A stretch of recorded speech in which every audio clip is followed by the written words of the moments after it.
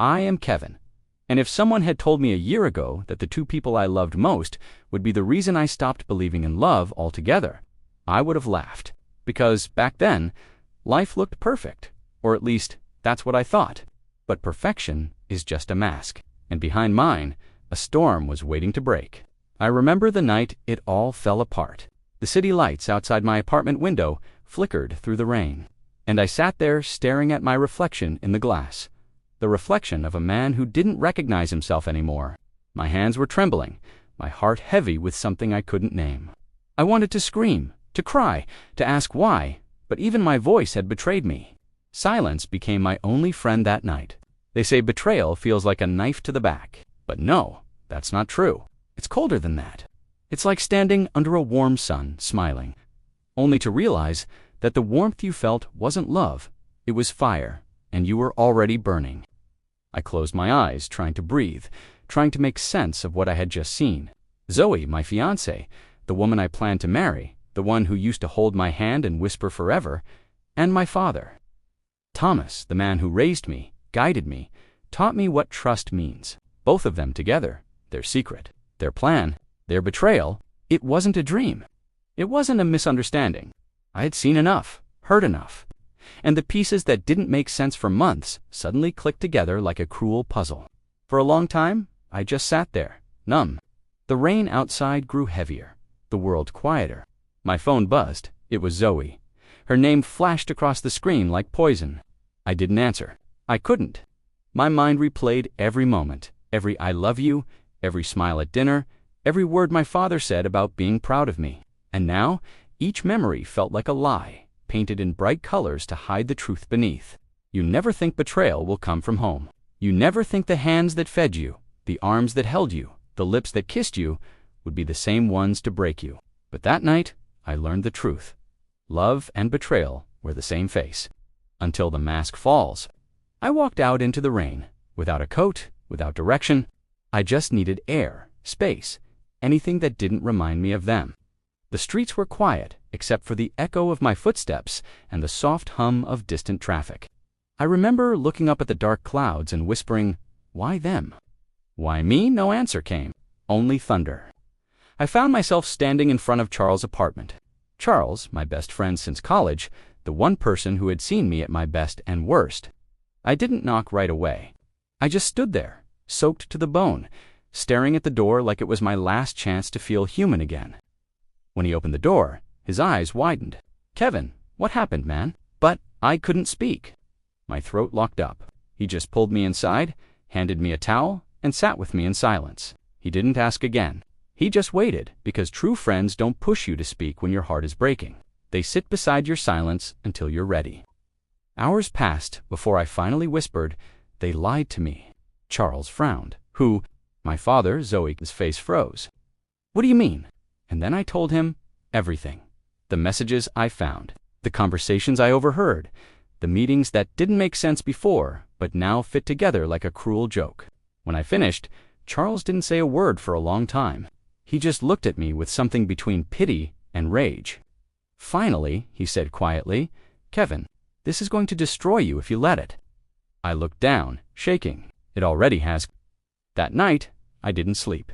I just stared at the ceiling, listening to the rain fade into morning. My mind played the same images again and again. Zoe's smile, my father's voice, their betrayal. It wasn't just about love. It was about trust, broken at its deepest level. By sunrise, I made a silent promise to myself.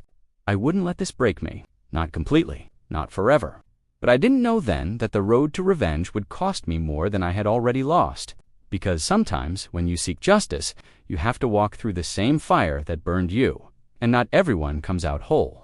I still remember the first time I saw Zoe. It was 3 years ago, in a coffee shop downtown. I had just left a long meeting, tired and distracted, when I noticed her sitting alone by the window. She was laughing softly at something on her phone, completely unaware of the world around her. There was something pure about that laugh. It wasn't loud or forced. It was calm, gentle, and real. Back then, I believed in moments. The kind of moments that make you stop and think, maybe this is where everything changes. And that day, I was right. Because from that single moment, everything really did change. though not in the way I had imagined. She looked up, caught me staring, and smiled. I froze for a second, awkward as always, but she waved, as if inviting me to come over. And I did. We talked for hours that day. It felt natural, easy. She had this warmth that made the noise of the world fade away. I learned she was a graphic designer, chasing her dreams in the city, just like I was chasing mine in finance. Days turned into weeks. Coffee turned into dinners. And dinners turned into nights of endless conversations about everything and nothing. We'd sit on her balcony, watching the city lights, talking about how we'd build a future together. Back then, every word felt like a promise. My father, Thomas, met her a few months later. I remember the way he smiled at her, complimented her for her confidence, her charm. "She's a good one, Kevin," he said that night. "She'll keep you grounded." My father was a man people respected, a successful businessman, cold, calculating, but always calm. He built everything from the ground up after my mother passed away. He was my hero. Even when he was hard on me, I thought it was because he wanted me to be strong. I never imagined the man I admired most would one day be the reason I'd lose faith in love itself. Back then, life was good. My career was growing. Zoe and I were planning to move in together. Dad was talking about retiring soon, maybe handing me part of his company. Everything was falling into place. Or at least, that's what I thought. Zoe was supportive through everything. When I worked late nights, she brought me coffee and told me I was doing great. When I doubted myself, she reminded me that I was capable of more than I realized. I trusted her with everything. My dreams, my fears, my plans. Charles used to joke that we were the perfect couple. He'd laugh and say, "You two are going to make the rest of us look bad." And I'd laugh too, never realizing that perfection can sometimes be a disguise for disaster. Thomas, though, began spending more time with us. Family dinners, business talks, even casual lunches when I was busy. At first, I didn't think much of it. I thought he just liked Zoe's company. She had that effect on people. She could make anyone feel seen. But now, when I look back, I realize that every little moment had a hidden meaning I didn't catch. Zoe would sometimes get quiet when I mentioned marriage plans. I'd ask her what was wrong, and she'd just smile and say, "Nothing, Kev, just nervous, I guess." I believed her, because love makes you blind to the things you should see. One night, after my father invited her to a business dinner without me, I teased him about it. "Trying to steal my fiancée now, Dad," I joked. He laughed, that same calm, low laugh he always had. "Relax, son," he said. "Just giving her some advice about life. You'll thank me later." I did thank him. I even felt lucky that my father and Zoe got along so well. I thought it was a blessing, a sign of harmony. I never imagined it was the beginning of a bond that would eventually destroy mine. There was this one evening, I can't forget it. Zoe and I were at my father's place for dinner. Everything was normal. My father poured wine, made small talk, laughed at my bad jokes. But at one point, when I looked up from my plate, I caught a fleeting glance between them. It wasn't romantic, not yet, but it was. Something quiet, something that made my stomach twist for a second, but I shook it off. "You're overthinking," I told myself. "They're family." That's the thing about betrayal. The signs are always there. You just don't want to see them because the truth hurts more than the lie. Zoe's world slowly became part of mine, and my father's world too. She started working on design projects for his company. I was proud of her. "You're amazing," I told her one night. She smiled and said, "I just want to make you proud, Kevin." And she did, until she didn't. Looking back now, I wish I'd have paid more attention. To the nights she said she had to work late. To the way my father suddenly started praising her intelligence more than mine. To the moments Charles tried to tell me something felt off, and I brushed him aside. I was so sure I had everything under control, so sure that love and family could never turn against me. But love without truth is just illusion, and family without loyalty is just blood. Back then, I thought I was living the best chapter of my life. I didn't realize it was only the calm before the storm, the part of the story where everything looks perfect right before it all comes crashing down. The first sign came quietly, so quietly that if I hadn't been paying attention, I might have missed it. But I did notice. It was a Tuesday night. I came home from work earlier than usual, hoping to surprise Zoe with dinner. I had flowers in one hand and her favorite takeout in the other.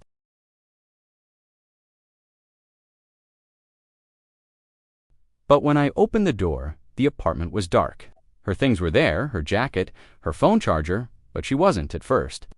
I thought maybe she ran out to get something, but minutes turned into hours, and when she finally walked through the door, she looked startled to see me. "Kev, you're home early," she said, forcing a smile. "Yeah," I said, trying to sound casual. "Thought I'd surprise you." She hesitated before replying, "Oh, that's sweet.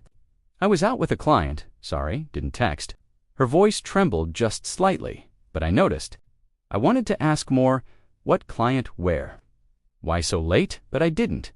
Because when you love someone, you give them the benefit of the doubt. Again and again, until there's nothing left to give. Charles didn't like it.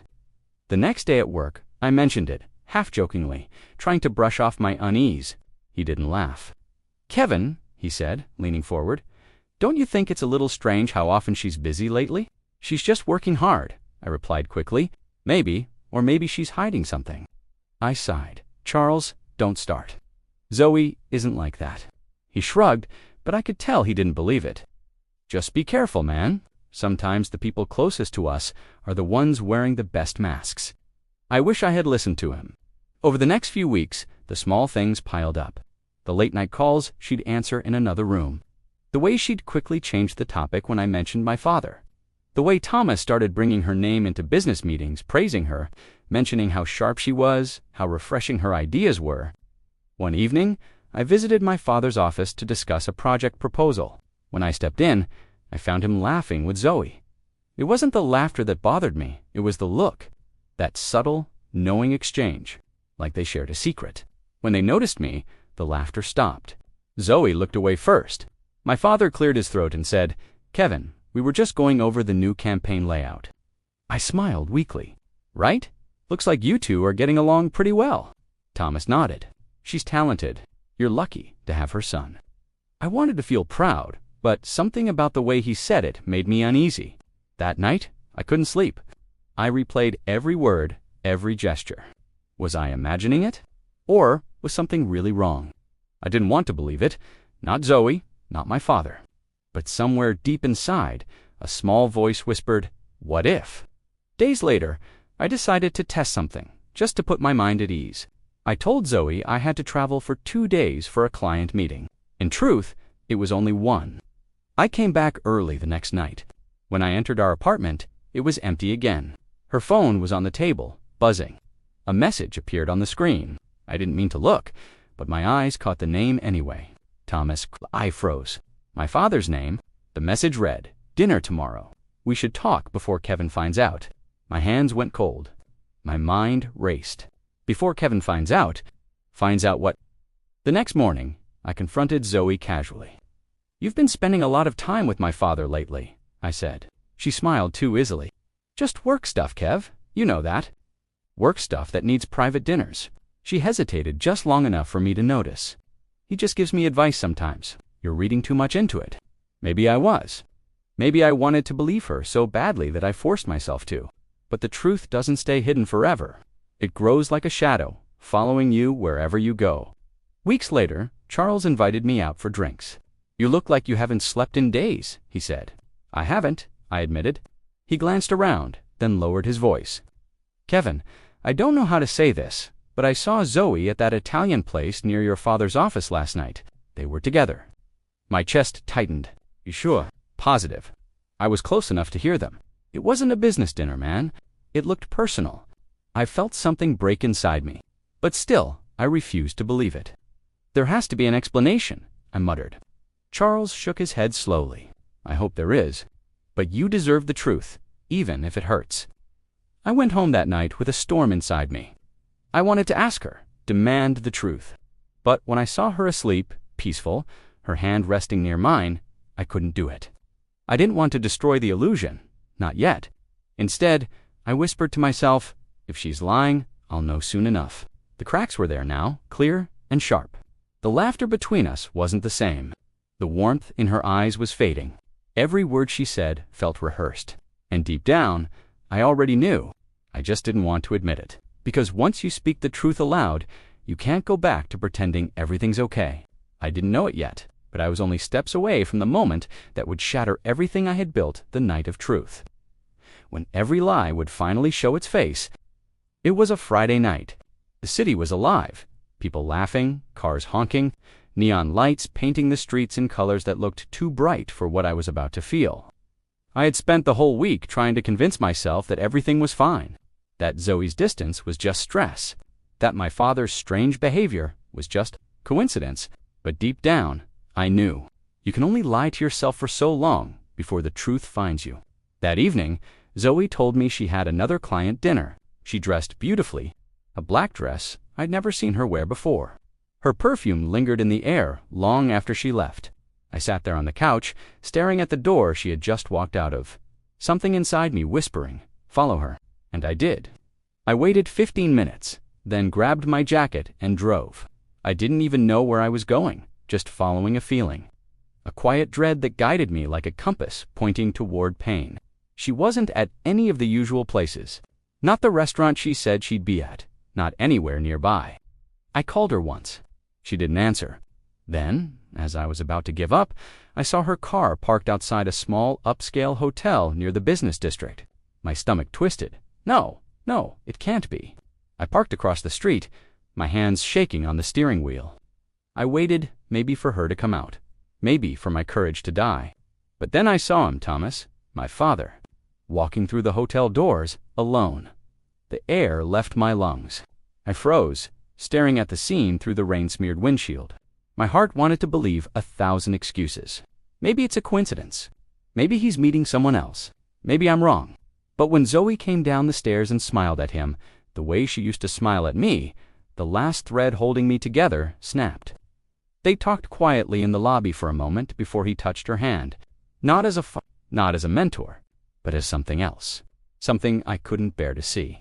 Then they walked toward the elevator, side by side, like two people who shared something forbidden. I couldn't breathe. The world blurred. The rain outside sounded like a roar in my ears. I gripped the steering wheel so tightly my knuckles went white.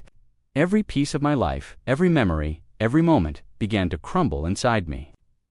I don't remember how long I sat there. Minutes, maybe hours. But eventually, I drove away, not to go home, but to nowhere. I just needed distance from them, from myself, from the truth that had just destroyed me. I ended up at the old bridge outside the city. It was a place I used to go to think, back when life made sense. I leaned against the railing, staring down at the dark river below. My reflection looked like a stranger, hollow eyes, pale face, tears mixing with rain. I whispered to myself, why them? Why the two people I trusted most? There was no answer, just the sound of thunder rolling through the night sky. When I finally returned home, the clock showed 2:17 a.m. The house felt emptier than ever. I sat on the floor, staring at the engagement ring box on the table, the ring I had bought for Zoe just months ago. I opened it, and it sparkled in the dim light, mocking me, the symbol of forever that never existed. A few hours later, Zoe came back. She looked tired, but when she saw me sitting there, her face went pale. "Kevin, you're still up." I didn't answer. I just looked at her. She hesitated. "Is everything okay?" I swallowed hard. "Where were you?" She blinked. "I told you. Client dinner." "Which client?" She paused. "Too long. You don't know him." I laughed, a dry, broken sound. "You mean my father?" Her eyes widened. "What?" "Don't play dumb, Zoe. I saw you. I saw both of you." For a moment, she said nothing. Then she exhaled slowly, like someone who had been waiting for this moment. "Kevin, it's not what you think." "Then tell me what it is," I shouted. "Tell me how long you've been lying to me." Tears filled her eyes. "Please, let me explain." "Explain what?" "That you betrayed me with my own father. That you destroyed everything I believed in." Her lips trembled. "I didn't want this to happen." "Then why did you let it?" Silence, heavy, endless. Finally, she whispered, "He said he'd cut you off. That if I didn't do what he wanted, you'd lose everything. I thought I was protecting you." Her words hit me like glass. Protecting me. By lying to me? He promised it would only be temporary. That it was for your good. I shook my head, stepping back. "Don't you dare make him sound noble. You both used me." I stormed out before she could say another word. My father's house wasn't far, and I needed to face him. When he opened the door, he didn't look surprised. "I was wondering when you'd come," he said calmly. "Why?" That was all I could ask. My voice cracked. Why, Dad? He sighed as if the question bored him.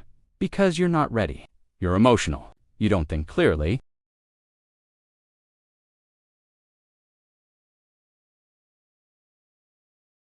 You would have destroyed everything I built. So you decided to destroy me instead. He didn't answer, just looked at me with that same expression he used to give when I disappointed him as a child. Cold, detached. You used her, I said. You made her lie to me. She made her own choices, he replied. Don't you dare twist this. I shouted, you betrayed your own son. His voice stayed calm, unshaken. This is business. Kevin, you'll understand one day. I stared at him, disbelief turning into rage. You talk about business while my heart is in ruins. He stepped closer. If you can't control your emotions, you'll never survive in this world. That was the moment I realized my father had never loved me the way I thought he did. He respected power, control, advantage, not family, not love. And Zoe, she became another tool in his empire. I left that night without looking back, but something inside me changed. The part that once trusted, once loved blindly, it died right there in front of that man. By morning, I wasn't the same Kevin anymore. The pain had turned into silence. And silence soon became a plan. Because if my father had taught me one thing, it was this. You don't confront betrayal with tears. You end it with strategy. And that's exactly what I was about to do. The days that followed were a blur. I stopped answering calls, stopped showing up at work, stopped pretending that life still made sense. I spent hours just staring at the ceiling, trapped between anger and disbelief. Every sound reminded me of them. Every silence reminded me of what I'd lost. Zoe tried to reach me. Dozens of messages, missed calls. I deleted them all. My father didn't bother. That told me everything I needed to know. Guilt never touched him. Charles came over one afternoon. I hadn't eaten properly in days. He brought food, but I couldn't touch it. Kev, you can't keep doing this, he said softly. I didn't answer. He sat beside me. You did nothing wrong, you hear me? You didn't deserve this. I finally looked up at him. Then why does it feel like I did? Because they made you believe that their choices are your fault. That's what manipulators do. I sighed, my voice barely above a whisper. She said it was to protect me. Charles shook his head. She's protecting herself now, not you. Stop trying to make sense of people who already decided to lie. I wanted to believe him, but the ache inside me was too heavy. I kept thinking about Zoe's tears, my father's calm face, and the words that haunted me, you'll understand one day. For a week, I disappeared from everyone. I stopped checking emails, turned off my phone, and stayed in the old apartment near the river, the one I hadn't visited since college. It was quiet there. Just me, the sound of water, and the ghosts of everything I used to be. Every night, I'd sit by the window, replaying the memories I wished I could erase. The laughter, the love, the trust. I used to think memories were gifts. Now I knew they could be curses. But in that silence, something started to shift. The pain didn't vanish. It sharpened. It became focus. I realized I had two choices. Let their betrayal destroy me completely, or turn it into something stronger.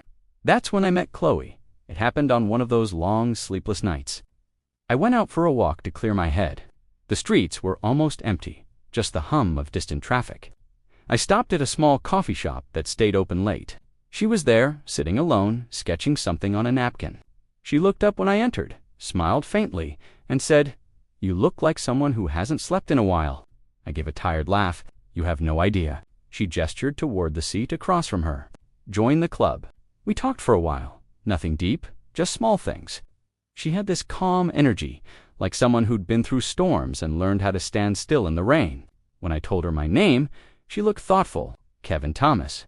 I frowned. "Yeah, how do you know?" She hesitated. "I've heard the name. You're Thomas's son, right?"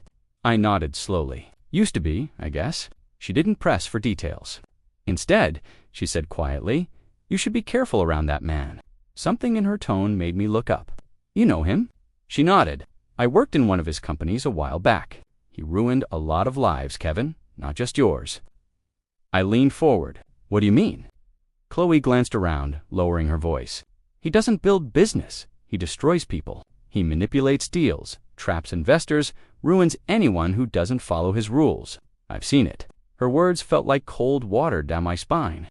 I had always known my father was ruthless in business, but hearing it like that from a stranger made it real. She continued, I tried to expose him once. He made sure I disappeared from the industry. I stared at her, shocked. Why are you telling me this? She smiled sadly. Because you still have something I lost the power to fight back. That night changed something in me. For the first time since the betrayal, my anger had direction. It wasn't just about Zoe anymore. It was about everything my father had done to me, to others, to anyone who trusted him. When I told Charles about Chloe, he didn't like it. Be careful, he warned.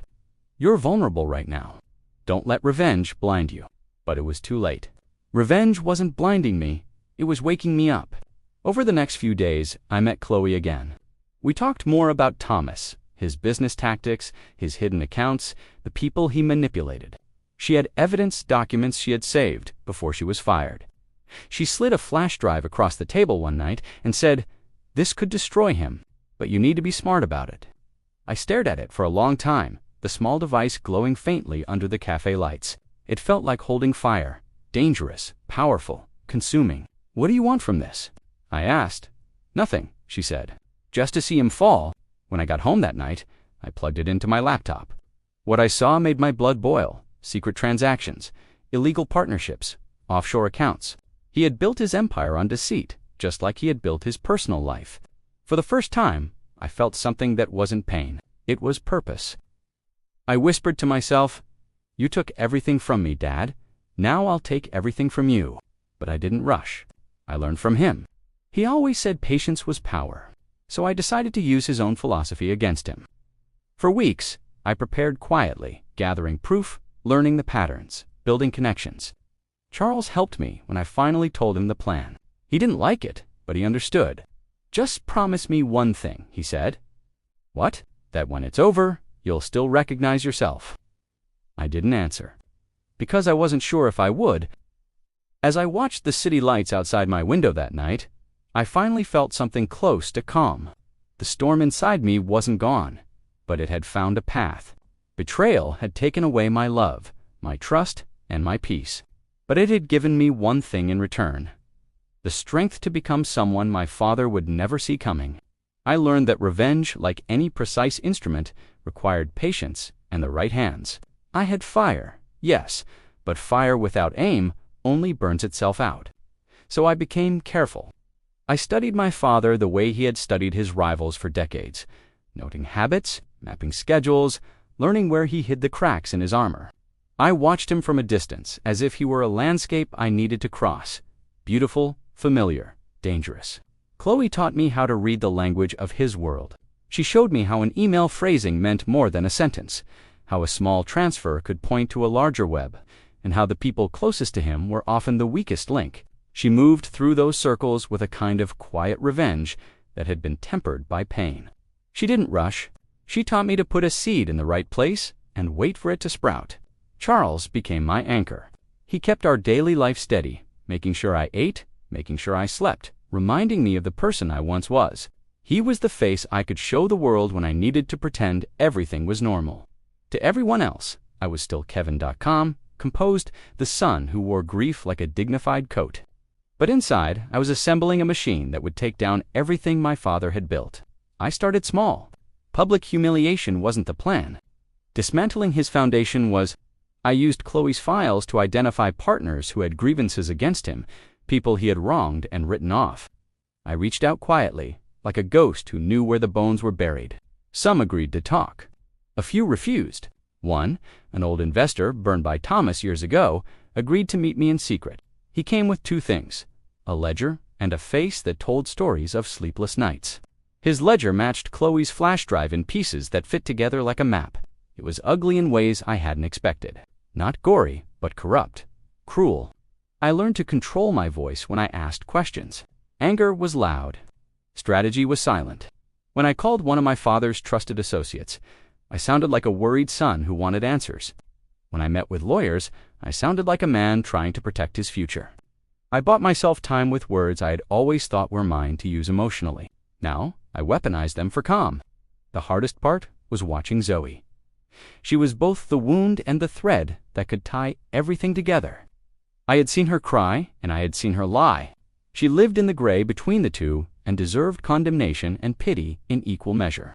Sometimes, when I watched her from a distance, I saw brief moments when I thought she remembered who I was, when her eyes flicked with real regret and my anger wavered.